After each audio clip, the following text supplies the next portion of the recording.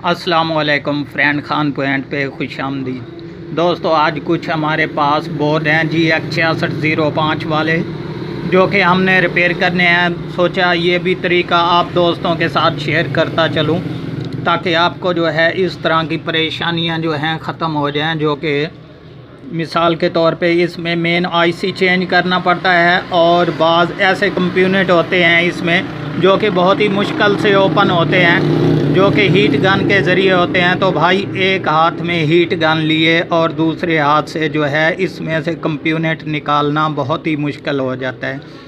जबकि ये देख लें, ये मैंने HDMI केबल इसकी जहाँ पर पोर्ट लगती है वहाँ पर मैंने उतार के रखी हुई है।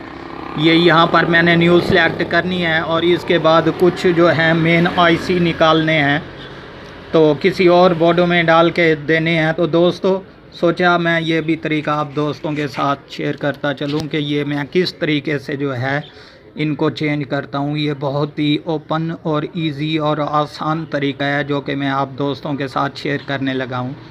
सबसे पहले दोस्तों, ये रहा मेरा हीट गन और इसके अलावा यहाँ पर आप ये देख लें, ये एक लकड़ी की फटी बनी हुई है। तो इसमें से छोटा सा सुराख है। ये भी आपको बताता चलूँ कि ये वॉशिंग मशीन में जो नीचे लगती है मोटर में, ये वही फटी है। तो इसके नीचे मैंने हीट गन फिट किया हुआ है। जबकि मैं आपको इजी तौर पर चेक करवा दूँ, ये देख लें, यहाँ पर मेरा गन फिट है। तो अभी जो है इजी और आसान तरीका कौन सा है दोस्तों कि मैं आराम से जो है यहाँ पर अपना बोर्ड रख देता हूँ।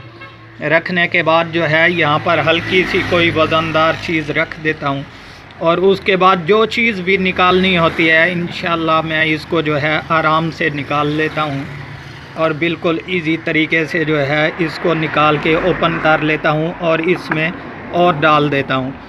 तो दोस्तों, उम्मीद है कि ये वीडियो और ये इन्फॉर्मेशन आपको बहुत पसंद आई होगी ताकि आप दोस्त भी इसी तरह का एक आइटम बना लें जो कि आपको बहुत ही आसानी देगा।